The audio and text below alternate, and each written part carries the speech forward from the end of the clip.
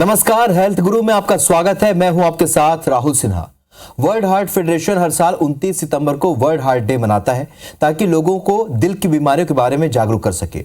1999 में world health organisation के साथ मिलकर इसकी शुरुआत हुई थी, लेकिन तब यह तय हुआ था कि सितंबर के आखिरी रविवार को वर्ल्ड हार्ट डे मनाया जाएगा। मई 2012 में दुनिया भर के नेताओं ने तय किया कि नॉन कम्युनिकेबल डिजीज की वजह से होने वाली मौतों को 2025 तक घटाकर 25% लाना है। इसमें भी आधी मौतें सिर्फ दिल के रोगों की वजह से होती हैं। ऐसे में वर्ल्ड हार्ट डे को मान्यता मिली और हर साल यह 29 सितंबर को मनाया जाने लगा। तो आज इसी विषय पर चर्चा करेंगे कि दिल का ख्याल कैसे रखें, और हमसे बात करने के लिए हमारे साथ जुड़ रही है जानी मानी सीनियर कार्डियोलॉजिस्ट अपोलो हॉस्पिटल से इंदौर से डॉक्टर सरिता राव हमारे साथ इस वक्त जुड़ रही है। सरिता जी, आपका बहुत बहुत स्वागत है। Thank you. सबसे पहले तो हम, क्योंकि अब हार्ट की बात कर रहे हैं, वर्ल्ड हार्ट डे पर अगर हम जानकारी लें इस पूरी बीमारी की, तो सबसे पहले यही बता दीजिए कि वर्ल्ड हार्ट डे को लेकर क्या उद्देश्य इसका है और क्यों मनाया जाता है? वर्ल्ड हार्ट डे हम इसलिए मनाते हैं क्योंकि अगर आप पूरी दुनिया में देखें तो heart disease is considered to be the number 1 killer. Almost 1/3 of deaths जो होती है वो हार्ट अटैक के वजह से होती है, और अगर हम अर्बन सिटीज़ में देखें जैसे इंदौर है तो हर तीसरे या चौथे व्यक्ति को हार्ट की प्रॉब्लम है। उन्हें पता है, नहीं पता है, that is the problem.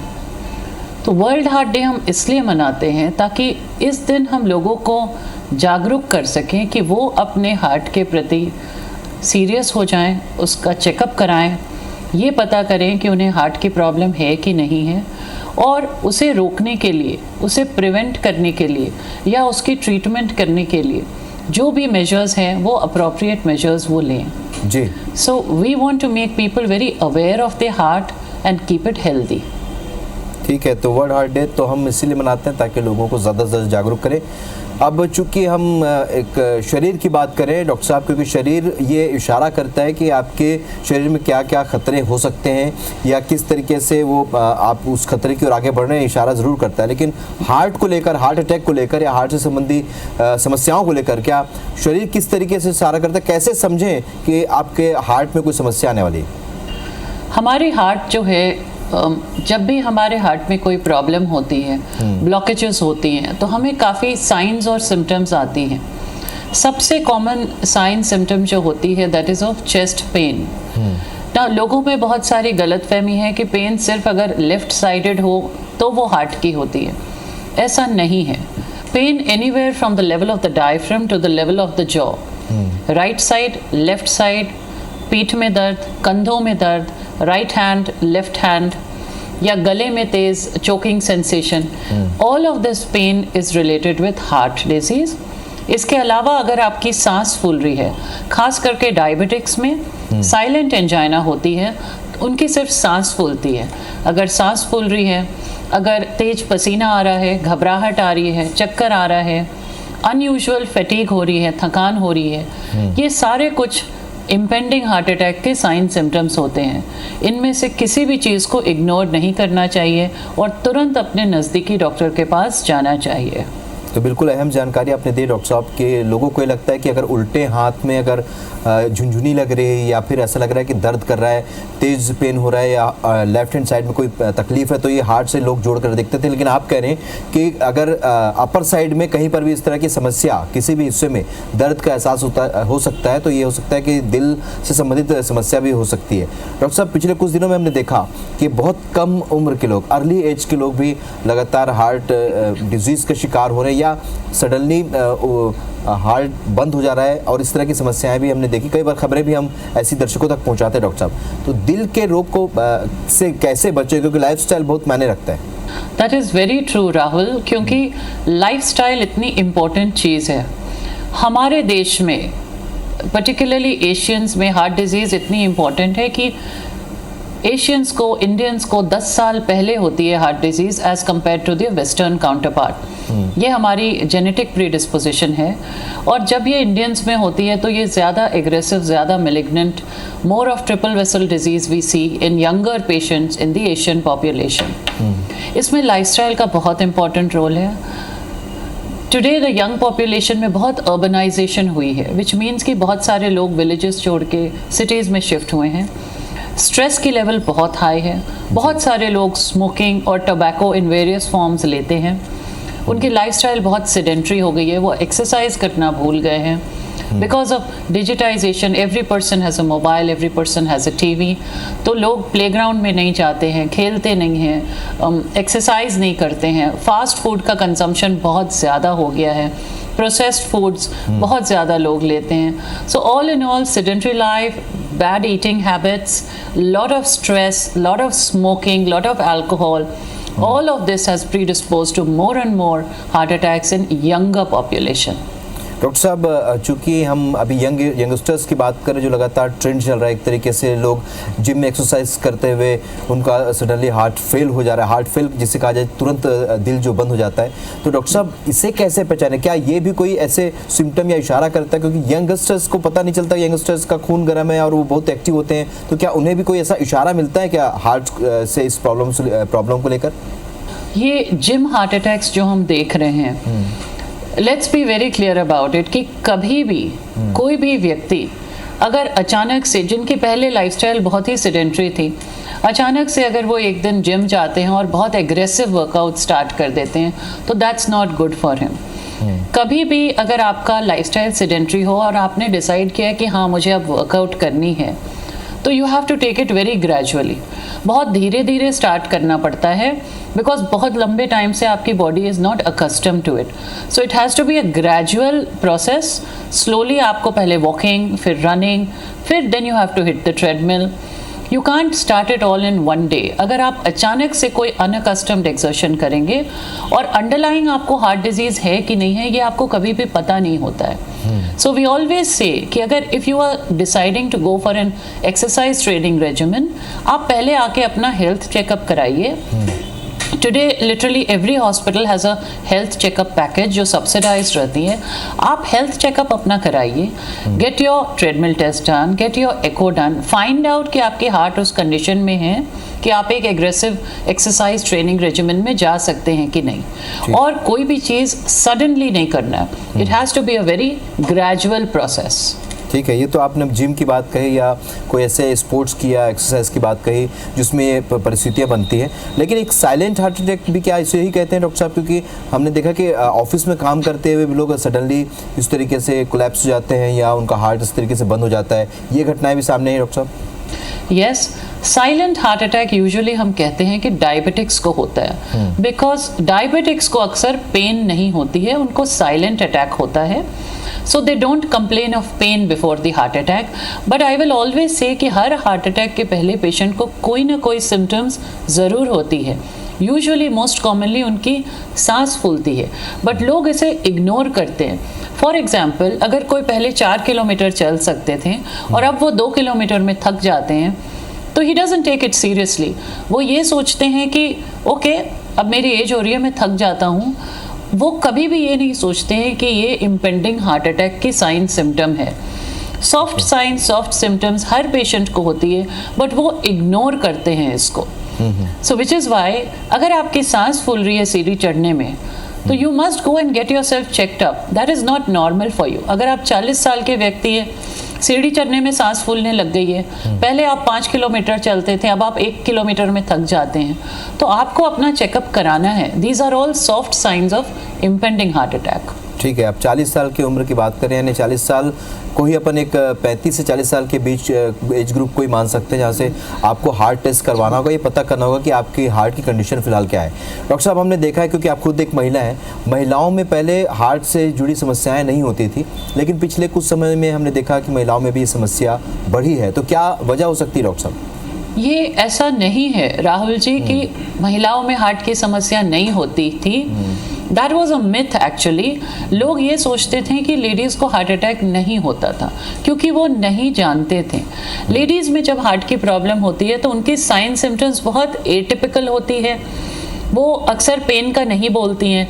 Ladies को बहुत मुश्किल होता है कम्युनिकेट करने में, तो वो अक्सर ये कहती हैं कि उलझन हो रही है, घबराहट हो रही है, कुछ ठीक नहीं लग रहा है, पसीना आ रहा है, थकान हो रही है। अब ये जब सिम्टम्स कोई लेडी कंप्लेन करती है तो कोई भी सीरियसली नहीं लेता है। वो आमतौर पे सोचते हैं कि okay it's just some minor thing which she had, okay. तो सीरियसली लोग इस चीज़ को नहीं लेते थे। लेडीज में भी हार्ट अटैक उतना ही होती है जितने मेल्स में होते हैं। Yes, one thing is there कि before the age of menopause ladies को कुछ नेचुरल प्रोटेक्शन रहती है, because that is the age in which they have to bear children, they have to make their little children grow up. So before menopause, because of certain hormonals in the body, ladies को थोड़ी protection होती है, but after menopause the incidence of heart attack is absolutely the same in ladies. चलिए, तो doctor सरिता ने 2 myth को तोड़ा है। पहला तो ये कि आपके उल्टे हाथ में शरीर के लेफ्ट हैंड साइड में अगर दर्द हो रहा है तो उससे लोग हार्ट का प्रॉब्लम समझते थे, लेकिन उन्होंने कहा कि अपर बॉडी में अगर कहीं पर भी इस तरह की समस्या आपको लगती है तो आपको चेकअप कराना चाहिए। दूसरा मिथ ये कि केवल महिलाओं को पहले ये माना जाता था कि हार्ट से संबंधित समस्याएं कम है, लेकिन वो कहती हैं कि शुरू से ये महिलाओं को भी बराबरी से ये समस्या रही है। ये बात और है कि उनको एसिम्प्टोमेटिक रहा है, उनके सिम्टम्स समझ में नहीं आते, ये कहना डॉक्टर साहब। हम चर्चा कर रहे हैं आज जानी मानी कार्डियोलॉजिस्ट डॉक्टर सरिता राव से, जो इस वक्त हमारे साथ इंदौर से जुड़ी हुई हैं। डॉक्टर साहब, आपने जाने से पहले तमाम लक्षणों के बारे में बताया, वर्तमान दौर में जिस तरीके से लोगों को हार्ट अटैक आ रहे हैं उसके बारे में आपने बताया। अब चूँकि ट्रीटमेंट भी जानना बेहद ज़रूरी है, तो ओपन हार्ट सर्जरी की स्थिति कब आती है और शुरुआती दौर में किस तरीके से हृदय का इलाज किया जा सकता है? तो जब भी किसी पेशेंट को हार्ट अटैक होती है या उन्हें एंजाइना होता है तो हम पेशेंट को सजेस्ट करते हैं कि उनका हम एक एंजियोग्राफी करके देखेंगे। नाउ एंजियोग्राफी की क्या फाइंडिंग आती है उस पर डिपेंड होता है कि पेशेंट की एंजियोप्लास्टी होगी, कि उन्हें हम सिर्फ दवाइयों पे छोड़ेंगे या फिर हम उनका बाईपास सर्जरी करेंगे। नाउ अगर एंजियोग्राफी में हमें माइनर ब्लॉकेजेस मिलती है, 70% से कम ब्लॉकेजेस मिलती है, तो हम उनको दवाई पे छोड़ते हैं। अगर हमें 70% से ज़्यादा ब्लॉकेज मिलती है और मेन आर्टरीज में मिलती है, प्रॉक्सिमल लोकेशंस में होता है, large area of heart muscle उससे सप्लाई हो रही होती है, तो इन दैट कंडीशन हम पेशेंट को कहते हैं कि आपकी हम एंजियोप्लास्टी करेंगे। और अगर पेशेंट को लेफ्ट मेन डिजीज़ होती है या तो फिर तीनों नसों में बहुत ज़्यादा लंबे लंबे ब्लॉक्स होते हैं जिसकी एंजियोप्लास्टी मैं नहीं कर पाऊँगी, तो उस कंडीशन में हम पेशेंट को बाईपास सर्जरी सजेस्ट करते हैं। तो बेसिकली दवाइयाँ, एंजियोप्लास्टी एंड बाईपास सर्जरी, ये 3 ऑप्शंस रहती है पेशेंट के पास अगर उन्हें हार्ट की नसों में ब्लॉकेजेस निकलती हैं। ठीक है, अपोलो हॉस्पिटल की बात करते हैं डॉक्टर साहब। अपोलो हॉस्पिटल में क्या क्या फैसिलिटी है, किस किस तरह की सर्जरी यहाँ पर संभव है, और एंजियोप्लास्टी की आप में बता के बारे में बता रहे थे, क्या इसकी भी कोई अलग अलग प्रकार हो सकते हैं? यस, अपोलो हॉस्पिटल इंदौर एक सेंटर ऑफ एक्सीलेंस है। यहाँ सारी सुविधाएं उपलब्ध रहती हैं। खास करके जिन पेशेंट्स को बहुत कैल्सिफाइड आर्टरीज रहती हैं, जिनका पहले एंजियोप्लास्टी नहीं हो सकता था, अब उन पेशेंट्स का भी हम एंजियोप्लास्टी बहुत आसानी से कर सकते हैं। कुछ टेक्नोलॉजीज़ हम यूज़ करते हैं जैसे कि rota ablation, orbital atherectomy, shock wave lithotripsy, ये सारी चीज़ों से बहुत सारे पेशेंट्स जिनको पहले बाईपास के अलावा कोई ऑप्शन नहीं था, अब उनकी आसानी से एंजियोप्लास्टी हो सकती है, क्योंकि ये सारी मशीन कैल्शियम को ब्रेक करती है and that is how it is become very easy. Also Apollo hospital Indore में अब इमेजिंग की इस्तेमाल होती है एंजियोप्लास्टी के दौरान, जिससे कि एंजियोप्लास्टी की रिजल्ट्स बहुत अच्छी हो जाती है। इंट्राकॉर्नरी इमेजिंग यानी कि आईवस ओसीटी मशीन्स यूज़ करके long term results of angioplasty बहुत अच्छी हो जाती है। जी, पीसीआई के बारे में भी जानना चाहेंगे डॉक्टर साहब हमारे दर्शक ज़रूर, इसे भी थोड़ा डिस्क्राइब कीजिए, थोड़ा डिटेल में बताइए क्या होता है पीसीआई। तो PCI is nothing but percutaneous coronary intervention.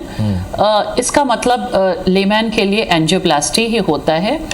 Now जब हम पीसीआई की बात करते हैं तो what we have now innovated in that is कि हम प्रिसिशन पीसीआई करते हैं।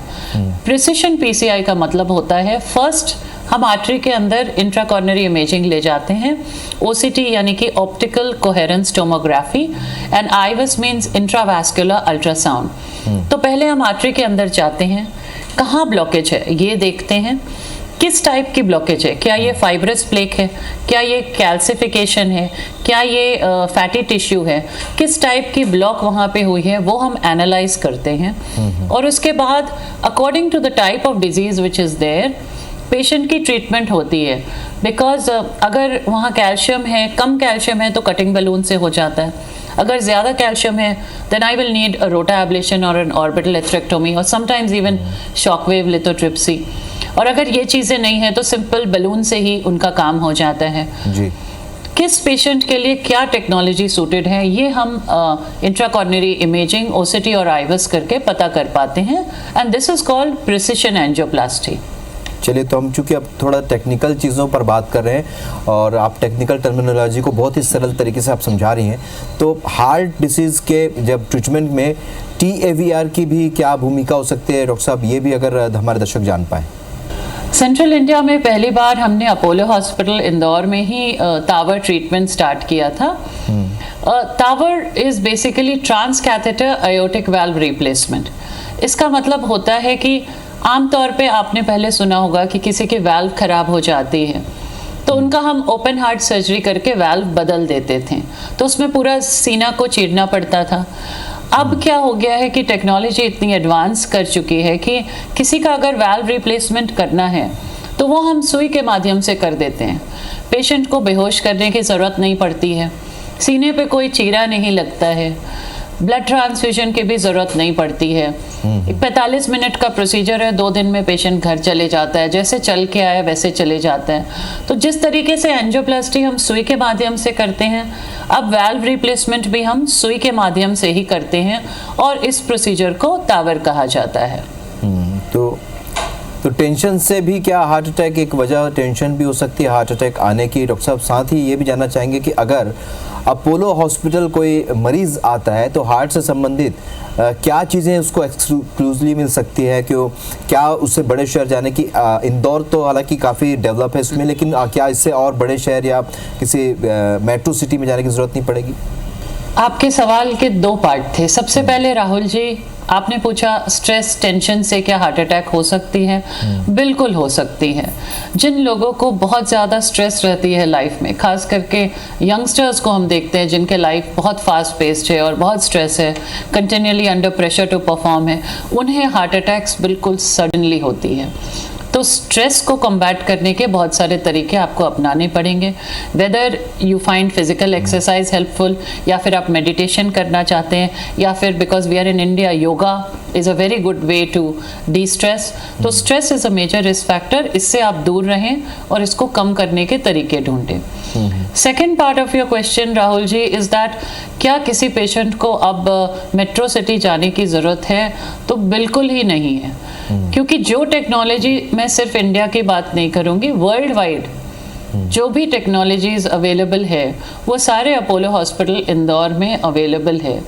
फॉर दैट फैक्ट अगर आप ये देखें कि जिन पेशेंट्स का हार्ट का पंपिंग भी बहुत कम होता है, जिनके लिए पहले कोई भी सर्जरी या एंजियोप्लास्टी संभव नहीं होता था, उन पेशेंट्स के लिए भी हमारे यहाँ हार्ट रिकवरी प्रोग्राम है, जिसमें कि हम प्रोटेक्टेड PCI करते हैं।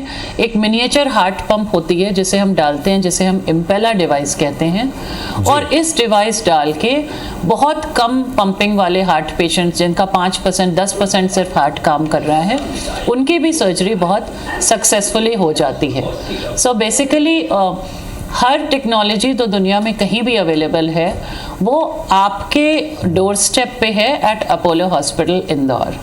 चलिए डॉक्टर साहब, इस वक्त हम अंतिम दौर में पहुंच रहे हैं प्रोग्राम के, तो ये भी जानना चाहेंगे, क्योंकि आपने ट्रीटमेंट के बारे में, तमाम ट्रीटमेंट के बारे में बताया, ये भी बताया कि वर्ल्ड लेवल की जितनी भी जो ट्रीटमेंट है वो अपोलो में हॉस्पिटल में मिल सकती है, लेकिन अब चूँकि अंतिम दौर में तो ये समझना होगा, हमारे दर्शकों को संदेश भी देना होगा कि जो हमारी लाइफस्टाइल है, जो हमारी दिनचर्या है, वो कितना मायने रखती है हार्ट को स्वस्थ रखने के लिए। बहुत ज़्यादा मायने रखती है। आपका जो दिनचर्या है, जो आपकी लाइफस्टाइल है, वो बहुत इम्पॉर्टेंट है आपको हार्ट डिजीज़ से बचाने के लिए। हम हमेशा कहते हैं कि prevention is better than cure.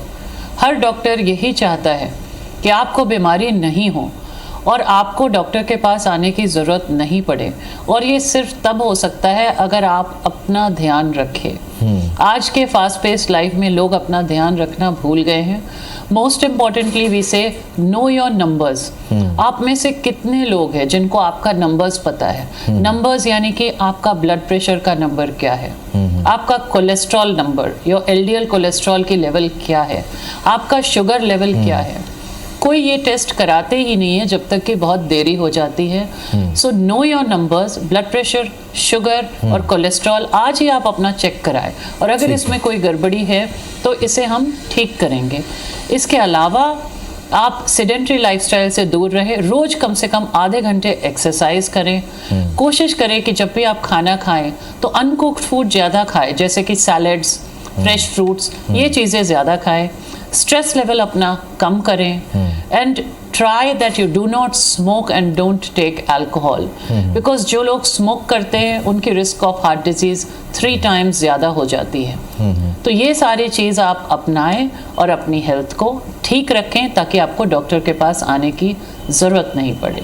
बिल्कुल। और एक अंतिम क्वेश्चन है डॉक्टर साहब, खान पान की आप बात कर रहे थे, इसमें थोड़ा सा पार्ट आपने लिया लोगों के बारे में, जैसे आपने 2-3 मिथ को तो क्लियर कर दिया। एक मिथ ये भी रहता है लोगों के दिमाग में होता है कि तेल बदल बदल कर आपको उसको खाना है, यूज़ करना है, तेल यूज़ करना है। तो खान पान को लेकर भी कोई खास इंस्ट्रक्शन हो सकते हैं हार्ट को लेकर?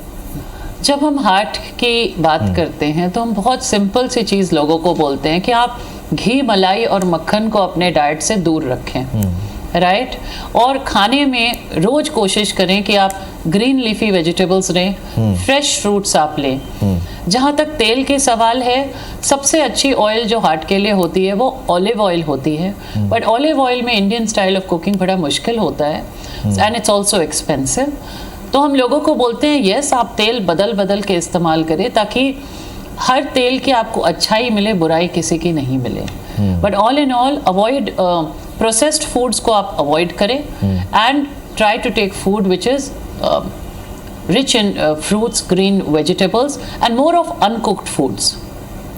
चलिए, तो लाइफस्टाइल से जुड़ी तमाम तरह की जो बातें उनका ख्याल रखना बेहद ज़रूरी, खान पान भी बेहद ज़रूरी। इसके अलावा अगर ट्रीटमेंट की बात होती है तो ट्रीटमेंट अपोलो हॉस्पिटल में हर वो ट्रीटमेंट मिल जाएगा। जो हार्ट से डिजीज़ जो ग्रस्त व्यक्ति है उसको कहीं जाने की ज़रूरत नहीं है, कोई मेट्रो सिटी की जाने की ज़रूरत नहीं है। अपोलो हॉस्पिटल में तमाम सुविधाएँ मिल जाएंगी। डॉक्टर साहब, आपने हमसे चर्चा की और बेहद कीमती समय हमें दिया, इसके लिए आपका बहुत बहुत शुक्रिया। तो आज हमने हेल्थ गुरु में चर्चा की है हार्ट डिजीज़ के बारे में, और डॉक्टर सरिता राव ने तमाम तरह की जानकारियां दी हैं। एक ऐसे ही विषय लेकर हम आपके सामने फिर हाजिर होंगे। तब तक के लिए दीजिए इजाजत। नमस्कार।